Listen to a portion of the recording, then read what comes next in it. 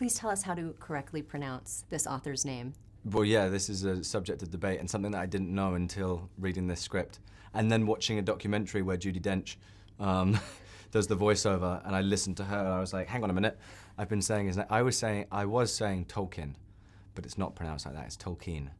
I feel like most of us have said Tolkien right? our lives. It's like, I don't know why, you look at that spelling and I was like, Tolkien, but yeah, Tolkien. Tolkien. Which comes from a German word meaning foolhardy. There you have it. There you go. You obviously can't be everything that a person was in 2 hours of a film. Right. But which of his qualities did you feel like were critical to infuse into your performance? Which of his qualities? Well, I guess that's the key thing, is it's not essentially doing an impression in my mind with this film. It's more about kind of trying to capture the essence of what he was at that age. And I think he's very determined, he's passionate, he's obviously very creative and imaginative. But the key thing is once he sticks to something, I mean, he's made to grow up very quickly from a young age, but once he gets something in his mind, I find that he's someone who's very determined and sticks to it, what he says and what he's going to do. Can you take me through the process of memorizing what it took to memorize and then deliver dialogue in a different language that is not actually spoken in real life by most people? The language thing was something that I realized when I took this on, and I was like, this is a lovely story, this is an interesting character. And then I started to go through the script, and we worked with Andy Orchard, who's the professor of Anglo-Saxon at Oxford at the moment, which is the same position Tolkien had when he was a professor. So he kind of created these languages for us with all these different Nordic infusions and old Saxon.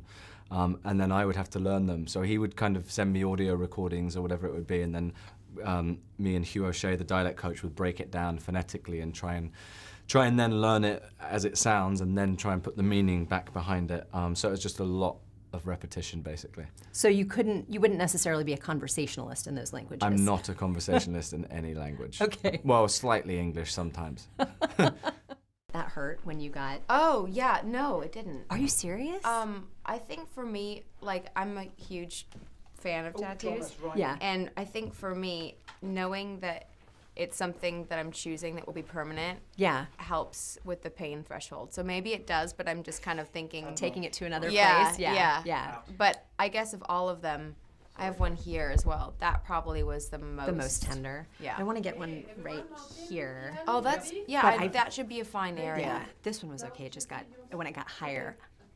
What's that one? You've got 5 minutes. It's an English crown. I love it. Yeah. Kim Holcomb, King TV, Seattle. I guess we could talk about tattoos the whole time. I could easily talk about tattoos.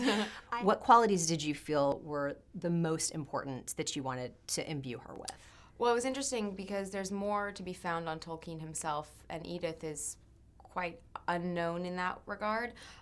There's a couple photos, but no footage really of her. Right. So I had very little go on, but there was a photo of her. Actually, in all of the photos that you see, there's a real cheekiness to her. There's a quality of almost her being in on a joke of sorts, and I really loved that youthful, playful cheekiness. Even into old age, the two of them together in photographs have a very playful, childlike relationship that I really loved, and this story lends itself to fantasy, obviously, and a childlike quality. So I wanted her to feel that youth all the time, but at the same time, she's tenacious, she's super passionate, and she's not afraid to call Tolkien out, which I think is what they're both drawn to in each other. They keep each other on their toes. So kind of a balance between all of that. Did you see the resemblance between yourself and her? Because I read one of the filmmakers was like, oh my God, they look exactly the same. I did see, there's some eyebrow action. She was a trendsetter there. Right, ahead of her exactly. time. Some dark features. And I think, again, like a bit of a cheekiness that I really associated with. Right. So what about you kind of spoke to them calling each other out as being a powerful foundation for love. What did really speak to you about their love story as told in this movie? I really loved the idea that both of them found a sense of escape within each other.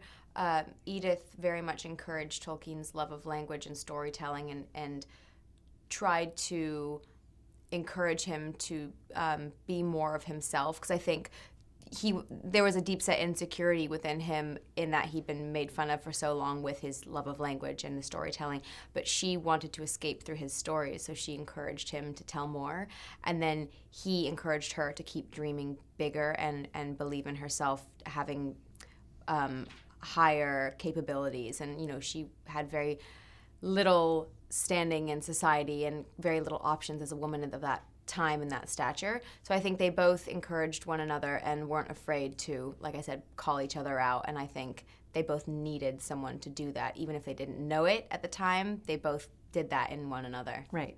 She was quite the piano player. She was. Did you play in the film? No. Won't even try to lie. I did have lessons. Okay. Intense lessons. And I got the right hand down, and then I forgot I had to add in the left, and it just all went haywire. And so when I'm playing, the piano was not active. Like Okay. they had, nothing was working, right? So it was just like the keys. So I was on the right keys, but I'm glad that there was no real sound because there was less pressure, But I was going in the right positions. It just, forgot I had to be both hands. So she was sort of a muse for him. Mm-hmm. If someone was creating a character based on you, Ooh. ideally, what would that character be? Oh my God, that's a great question. There are similar qualities, I think, like an ever youthful kind of feeling, super, super passionate, sometimes to an annoying stance probably, and someone that likes to make fun of themselves, like someone who's super goofy but at the same time can pull it together and, when the time is right, need to be super serious. I mean, quite Edith-like in a sense, just more 21st century. Less elvish. Less elvish, yeah, exactly.